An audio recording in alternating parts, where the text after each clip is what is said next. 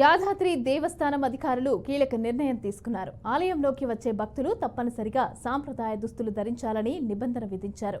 ఈ నియమం జూన్ 1వ తేదీ నుంచి అమల్లోకి రానున్నట్లు వెల్లడించారు.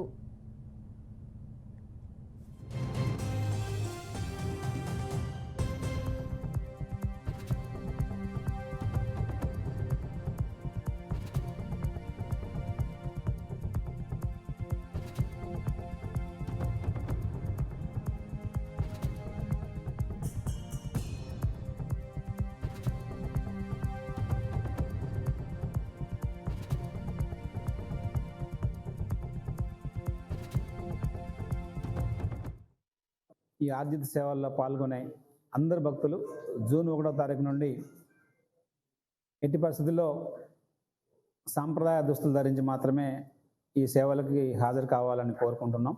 అది ఖచ్చితంగా అమలు చేయడం కోసం దేవస్థానం నిర్ణయం తీసుకుంది.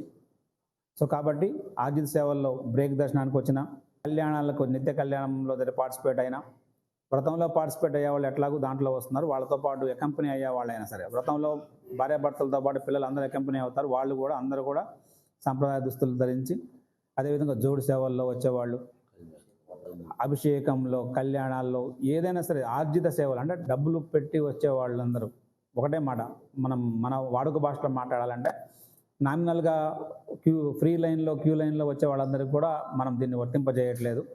ఈ ఆర్జిత సేవల్లో వచ్చేవాళ్ళు ఎట్టి పరిస్థితుల్లో కూడా సాంప్రదాయ దుస్తులు ధరించి వచ్చి సాంప్రదాయాలను నిలబెట్టుకుందాం.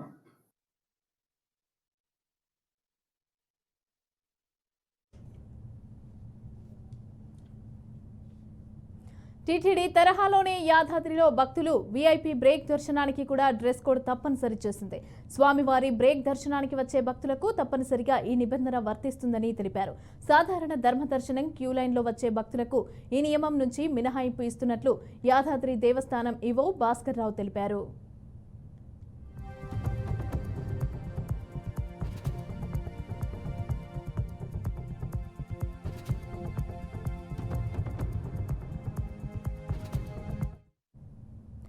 ఆలయంలో ఆధ్యాత్మికత, భక్తి భావాన్ని పెంచేందుకే ఈ నియమాలు అమలు చేస్తున్నట్లు ఆయన చెప్పారు. ఆలయానికి వచ్చే భక్తులకు యాదాద్రీశుడి క్షేత్ర మహత్యం తెలిపేలాగా సైన్ బోర్డులను కూడా ఏర్పాటు చేస్తున్నామని అన్నారు. ఇక సాంప్రదాయ దుస్తుల ధరింపుపైన భక్తులందరూ కూడా సహకరించాలని భాస్కర్ రావు కోరారు.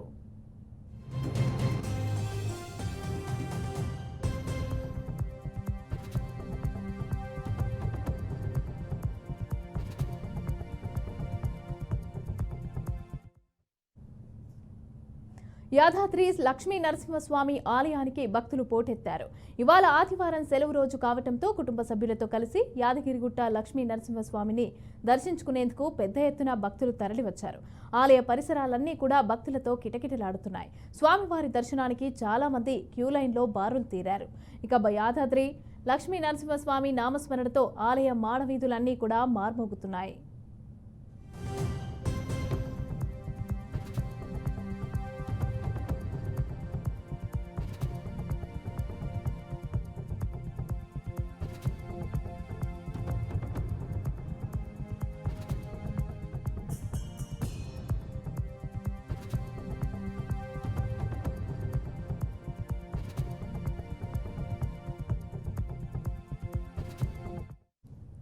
స్వామివారి ఉచిత ప్రవేశ దర్శనానికి సుమారు 3 గంటలు, ప్రత్యేక దర్శనానికి గంటన్నర సమయం పడుతోందని ఆలయ ఈవో అధికారులు తెలిపారు.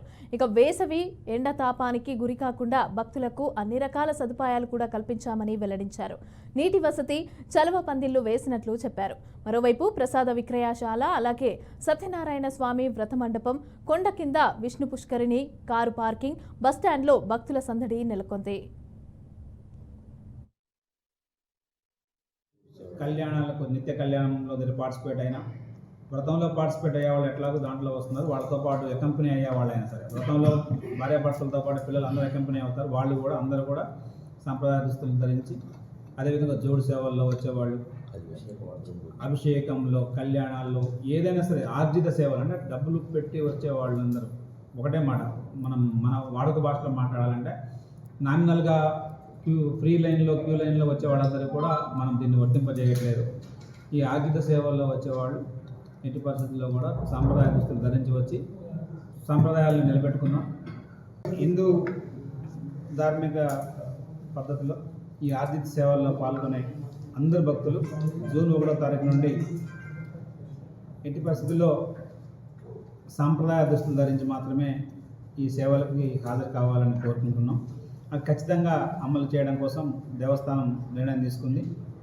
సో కాబట్టి ఆతిథ్య సేవల్లో బ్రేక్ దర్శనానికి వచ్చిన కళ్యాణాలకు నిత్య కళ్యాణంలో పార్టిసిపేట్ అయినా, వ్రతంలో పార్టిసిపేట్ అయ్యే వాళ్ళు ఎట్లాగో దాంట్లో వస్తున్నారు, వాళ్ళతో పాటు అకంపెనీ అయ్యే వాళ్ళైనా సరే, వ్రతంలో భార్యాభర్తలతో పాటు పిల్లలు అందరూ అకంపెనీ అవుతారు, వాళ్ళు కూడా అందరూ కూడా సాంప్రదాయ దుస్తులు ధరించి, అదేవిధంగా జోడు సేవల్లో వచ్చేవాళ్ళు, అభిషేకంలో, కళ్యాణాల్లో ఏదైనా సరే ఆర్జిత సేవలు అంటే డబ్బులు పెట్టి వచ్చేవాళ్ళు అందరూ ఒకటే మాట, మన వాడుక భాషలో మాట్లాడాలంటే నామినల్గా క్యూ లైన్లో వచ్చే వాళ్ళందరూ కూడా మనం దీన్ని వర్తింపజేయట్లేదు. ఈ ఆర్జిత సేవల్లో వచ్చేవాళ్ళు ఎట్టి పరిస్థితుల్లో కూడా సాంప్రదాయ దుస్తులు ధరించి వచ్చి సాంప్రదాయాలను నిలబెట్టుకున్నాం.